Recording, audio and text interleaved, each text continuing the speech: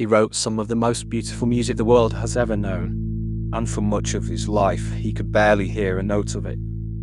Imagine being the greatest musician alive and slowly losing the one sense no musician can survive without. This is the story of a stubborn, furious, brilliant man who refused to stop even as the world went silent around him. This is the story of Ludwig van Beethoven. Ludwig van Beethoven. Beethoven was born in the German town of Bonn in 1770 into a family of court musicians. His grandfather had been a respected music director, and his father, Johann, was a singer and a heavy drinker who saw a way to make his own name through his gifted little boy. Johann wanted to raise the next Mozart, so he pushed and pushed hard. Neighbours remembered the small boy standing in tears at the keyboard, and there are stories of him being dragged from his bed at night to practice for hours. At Ludwig's first public concert, his father even lied about his age, billing the 7-year-old as 6, to make him look like more of a miracle. As a teenager, his talent was impossible to ignore. In 1787 he was sent to Vienna, some say to study with Mozart himself. But we may never know if the two ever truly met, because after only about 2 weeks terrible news arrived from home. His mother was dying. Beethoven rushed back to Bonn and lost her that summer. He was just 16. With his father sinking into drink, Ludwig became the man of the house and even went to court to have part of his father's salary paid straight to him so he could feed his younger brothers. In 1792 at 21, Beethoven left Bonn for good and moved to Vienna, the music capital of Europe.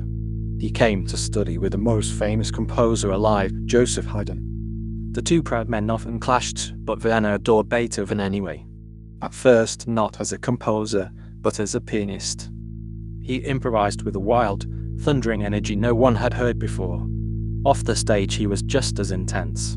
His hair was a famous and tame mane. He was restless and hot-tempered, and over his life he moved house nearly 70 times.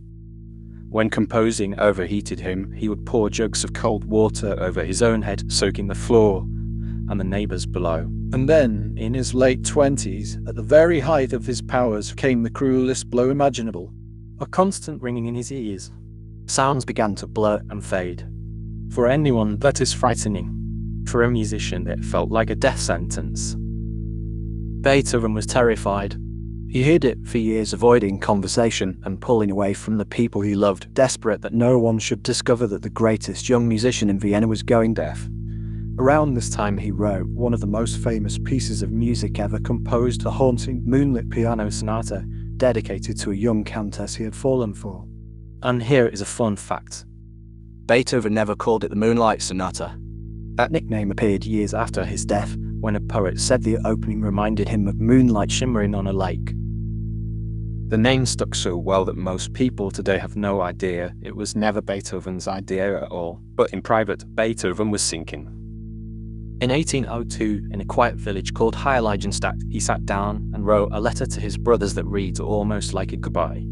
In it, he confessed how close he had come to ending his own life. Only one thing, he wrote, had held him back. It felt impossible to leave the world before he had brought out all the music still trapped inside him. He never sent that letter. It was found, hidden among his papers, only after he died. What he did next is one of the great acts of defiance in history. Instead of giving up, Beethoven attacked his work with fury. He tore music apart and rebuilt it bigger, louder, and more personal than anyone had dared before. His Third Symphony he first dedicated to Napoleon Bonaparte, the hero he believed would set the common people free. But when news came that Napoleon had crowned himself emperor, Beethoven exploded. He scratched the dedication out so violently that he tore a hole clean through the page. That symphony became the Eroica, and music was never the same again. Now the masterpieces poured out of him. The 4 hammering notes to open his Fifth Symphony, perhaps the most famous 4 notes in all of music. The warm, sunlit sixth, inspired by the countryside he loved, because Beethoven found real peace in nature, taking long daily walks through the woods around Vienna with a sketchbook, scribbling down melodies as he went. He wrote only one opera, Fidelio, the story of a prisoner brought out of darkness, which he rewrote again and again until it was right. By 1809 he was so treasured that 3 noblemen joined together to pay him a salary for life, on a single condition: that he never leave Vienna. For all his fame, Beethoven was deeply lonely. He never married, though he fell in love more than once, often with women far above his station. In 1812, he poured his heart into a letter addressed to a woman he called only his immortal beloved. It burns with longing in every line, but he never wrote down her name, and he never sent it. To this day, historians still argue over who she was, and the truth may be lost forever. As the years passed, his hearing all but disappeared. To talk with friends, Beethoven began carrying blank notebooks, handing them over, and asking people to write down whatever they wanted to say, so that he could answer them out loud. An inventor friend built him a set of ear trumpets to catch what little sound was left. Picture that. The most celebrated composer in the world, holding entire conversations in writing, unable to hear the voices of the people sitting right in front of him. His personal life then took an even darker turn.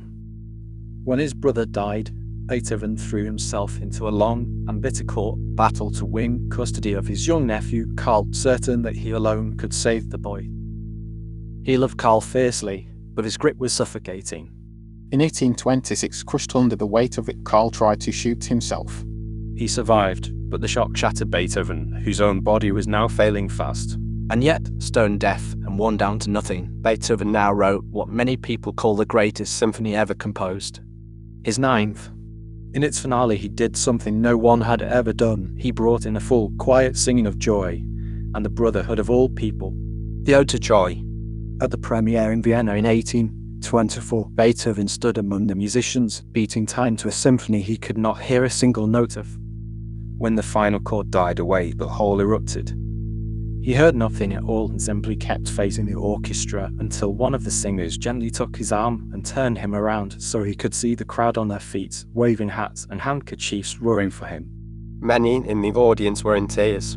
In his final years, Beethoven turned inward, writing strange, surging string quartets that even his own audiences found baffling. Today they are counted among the most profound music ever written.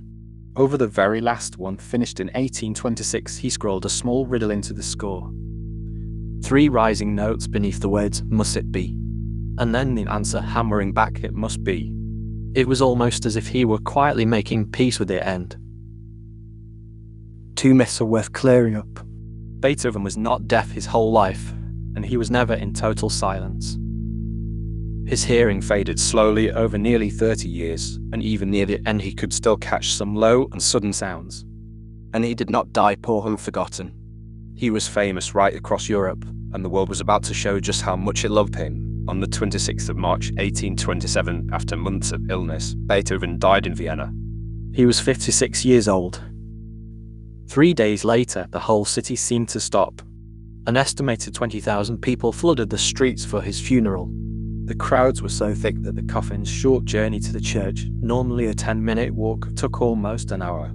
Schools were closed for the day. And among the torchbearers walking beside the coffin was a shy young composer named Franz Schubert, who worshipped Beethoven, and who would be buried close to him barely a year later. Beethoven took the polished, orderly music of his age and flooded it with raw human feeling, rage, grief, and blazing joy.